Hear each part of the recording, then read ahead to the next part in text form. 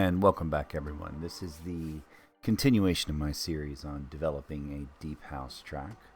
Welcome back for those who have been watching live, and for those who are catching this post the live sessions. Thank you very much for joining me. I'm glad that you're here, and I hope that you enjoy. So the quick recap is we've been developing a deep house track from scratch here, worked on ideation of just some simple bass lines, took some vox chops, and came up with a basic idea of what the hook should sound like, and developed two different break sections on that. And now this video is going to be about the arrangement process that I go through. And so what you can see here is I've got sections of the track that I've sort of developed together, and I'm going to take the vox out for a moment, just because they don't. We're going to use those back more in the arrangement view, but we've got a main hook for the track that we developed, which sounds like this with the lead melody on top of. Actually, you know what? I'll do it without the lead melody to begin with. So we'll just start here. I'll take the melody out. So this is the main groove of the track, just the kind of, what's going to sit behind the hook. And the main melody.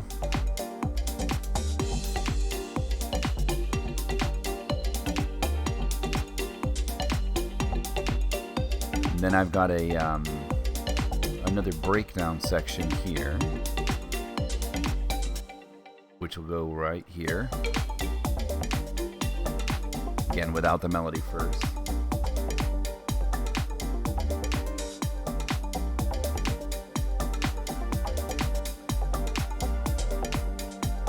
And then we've got a melody to sit on top of that.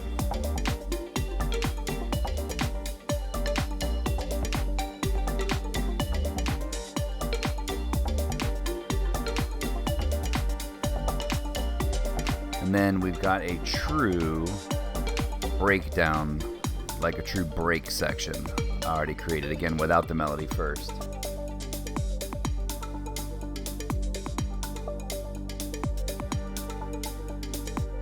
And this could be also used for intro and maybe even outro.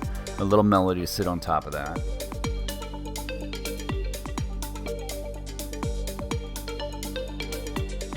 So basically what I end up doing a lot is writing the main section of the track over here in arrangement view. I will do some variations that will probably sit in the arrangement view. So here's the main hat line, right, in context with snare, and I've also written a little eighth note version of it and a 16th note variation on it. Then also a quarter note variation as well. So those are all already done and prepared for dropping it over into arrangement view. The main bass line has got the main.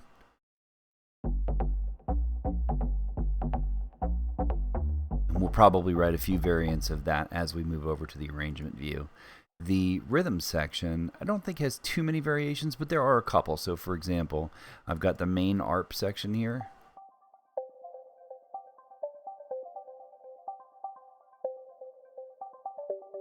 Which you can see what I'm doing is I'm varying the style of the arpeggiator here so that I get something more than just a static arpeggio. And this is a simpler version of it, which has kind of a simple theme to it. You can hear the downward line that creates. And I created another version that's kind of a longer sustained version with a heavier reverb, wet dry in the beginning, that I can use to kind of blend the ARP in if I'm going to start it somewhere in the arrangement. And basically, those are the kitten parts. Now, what I end up doing is, again, I'll take this vox out of the equation for now, because they're all going to be something that we add in later. So I'll literally just paste them all down here at the bottom, and I will effectively create the buildup of the track now and kind of build it as if it is just one big ostinato right in the beginning, to where it's just sort of one repeating phrase, because when we get into the arrangement side of it, we'll make adjustments on that. So I'll close all of that up. I'll get this started. Open up all my pieces and parts. Now, ordinarily when I'm down in my studio, I'll do this on the push so that I can sort of play it live and riff on it a little bit. I'm not in my proper studio right now, so I'll end up doing this all with the mouse and keyboard. But we'll get this ready, take a look at arrangement view, make sure I don't have anything on there that I really want, which I don't. Get rid of that, make sure loop is not on, and come over here. And probably won't start this one with just the kick. I could see it starting this way, but let's see what else we got here. I probably, however, want to start this with the suspended, or the repeated bass line here.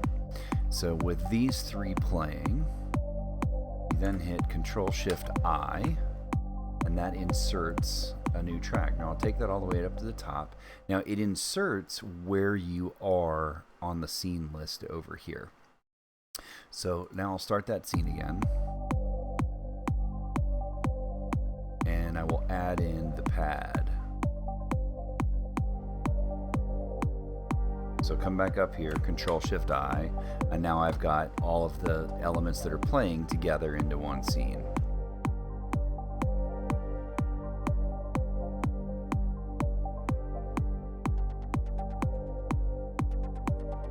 That's not going to be a main enough element that I want to add it right now. I'll add that later when the track's really busy. But this might be interesting to bring in now. It's almost got like a jack feel to it. You know, it's almost a jack housey type beat. But it's quiet enough and thin enough that it kind of sits. So we'll add that in. I like that there. Now, that's one of those moments where I actually jumped ahead because I had come down a section. So bring it back up here.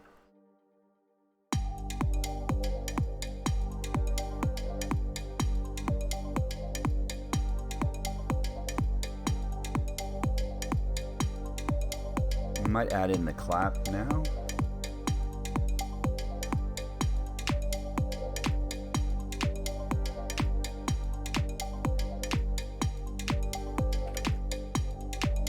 Bring in the piano.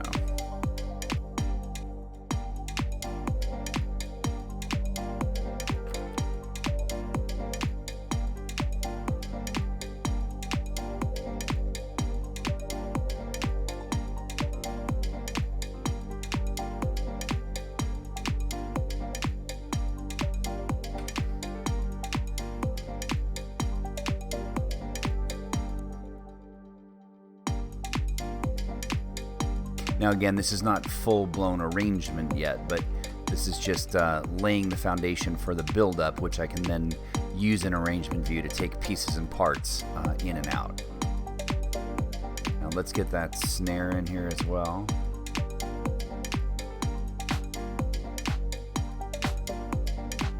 And we're building towards our fuller drum track now, our drum sound now.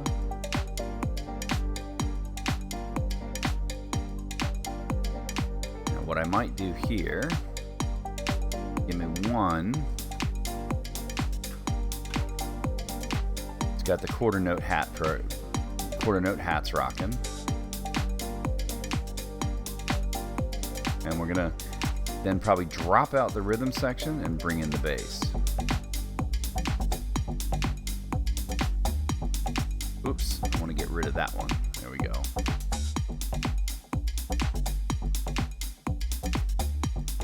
Now let's listen to that with the quarters, or with the eighths. Or maybe with the 16ths. Those are going to be better when it's busy, so that's fine. But I might do this here, and just bring in a different variation on the quarter note when I introduce the bass.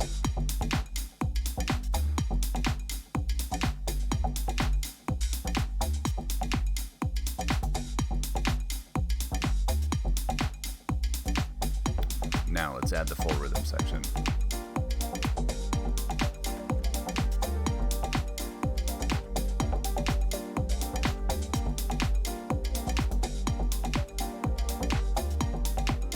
Let me just pull this one down.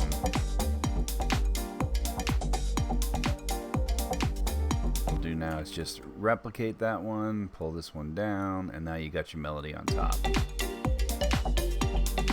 So in essence, that's the build-up to the main drop. So when I record this in and I'm dropping through the scenes, I'll just end up sort of running through those probably in 8 to 16 bar sections and bring that up into the build-up of the main melody.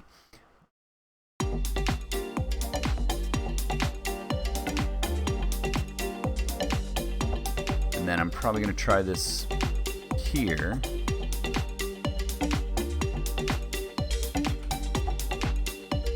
For a quieter section of the melody. In fact, I probably will swap the order on those two so that when the melody first comes in, some of the rhythm drops out.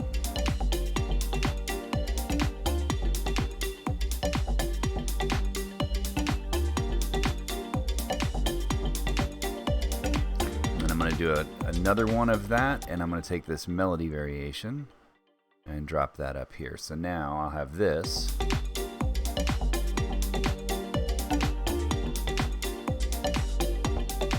And this.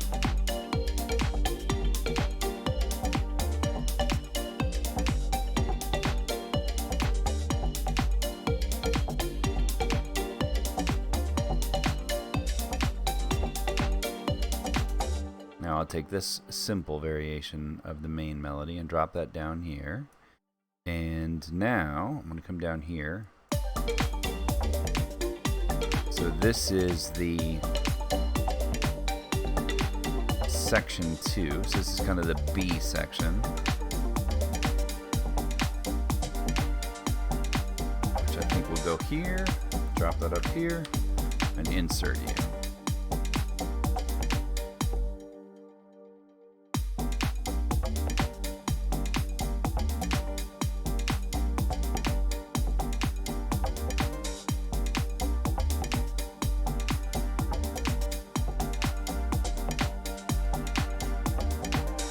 Now we'll add the ARP back in.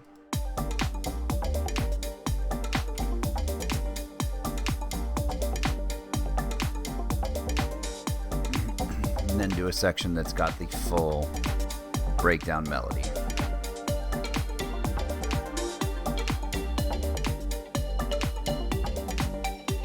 So come back up here.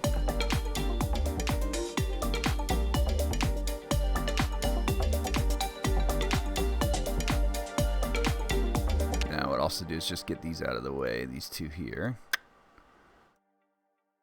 because the next thing I'll grab is this.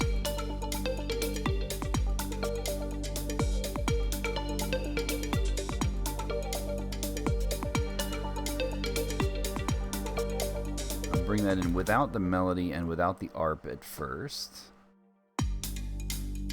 Right.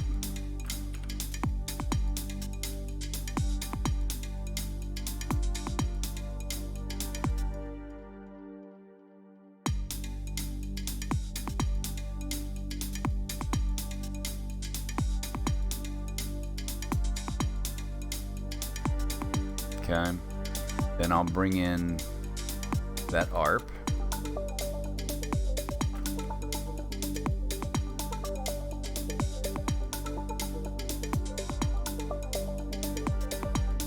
And then I'll bring in that melody.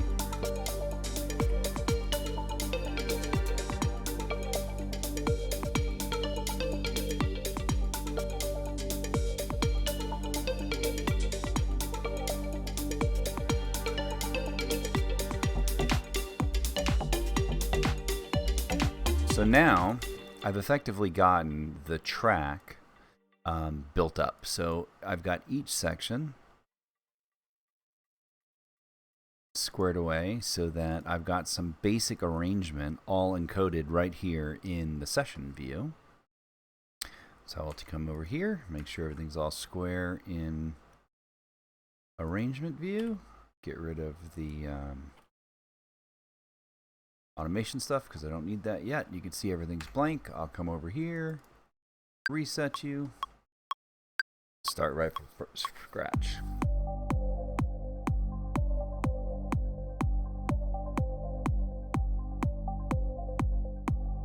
So this is where I think a little bit about what the track ultimately will end up looking like, you know, DJ intro, outro, all of that stuff. And in fact, I'll end up including some header information in this top MIDI track just to lay that out. I'll also over record some sections. So this is 16 bars of the same thing, which is a little boring, but we'll end up taking stuff out, which will make that all square.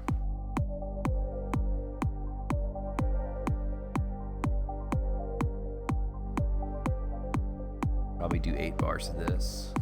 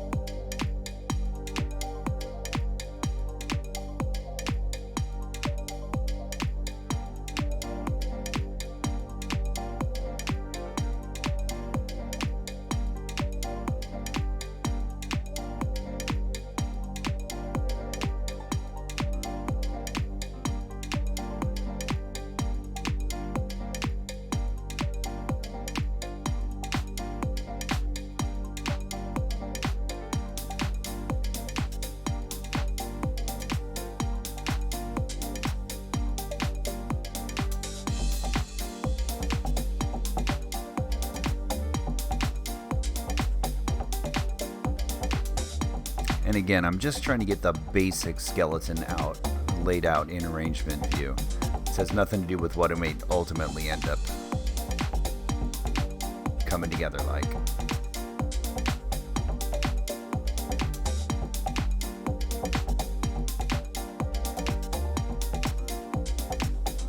I'm going to jump down to the melodic section now. So I obviously missed a bar there. We'll go back and take that bar out.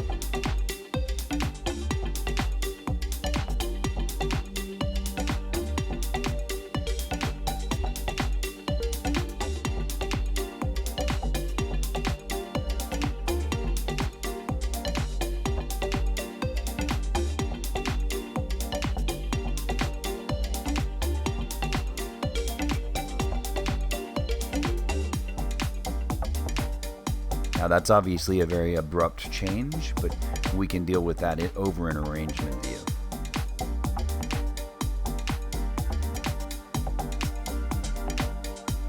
Bring in the ARP. Probably only 4 bars of that. And then bring the melody in.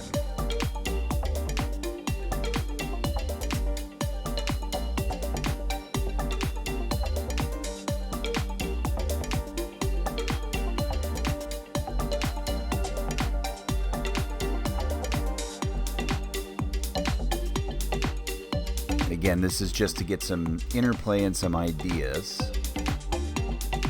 It may flush out and be a little more full or a little less full, and when we go and do the final, we're of course going to have vox chops that are coming in and out to create the hopefully top melody of the entire track.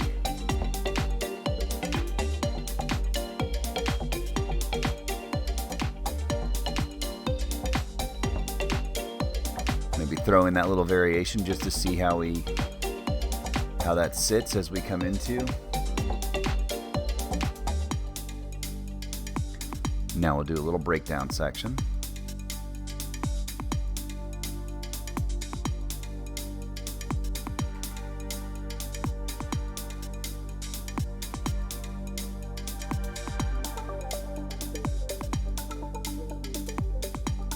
All right, so we're already at about 4 minutes, 20 seconds. So I think we'll probably jump back to the secondary theme.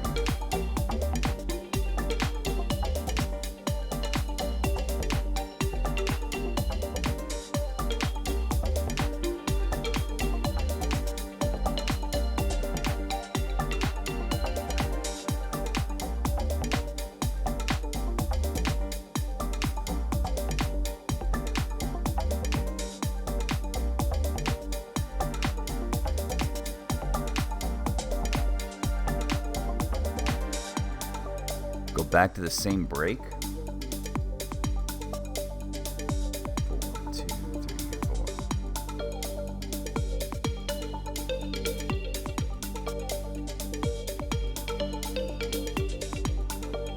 4. I'll leave this one a little bit longer because we can imagine some sort of a swell or lead in coming back up to the main section.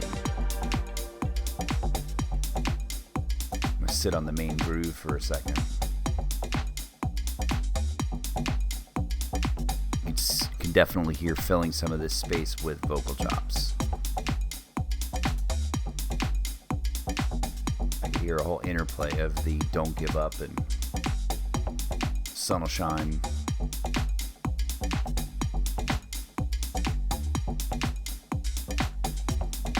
Back to the main melody.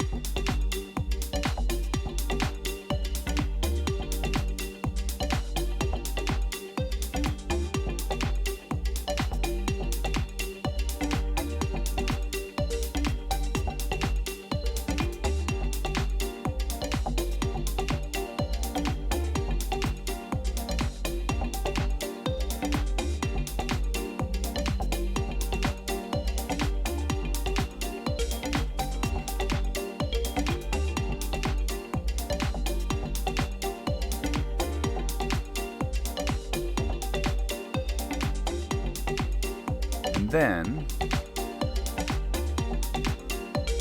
we can take it and now kind of go backwards with it.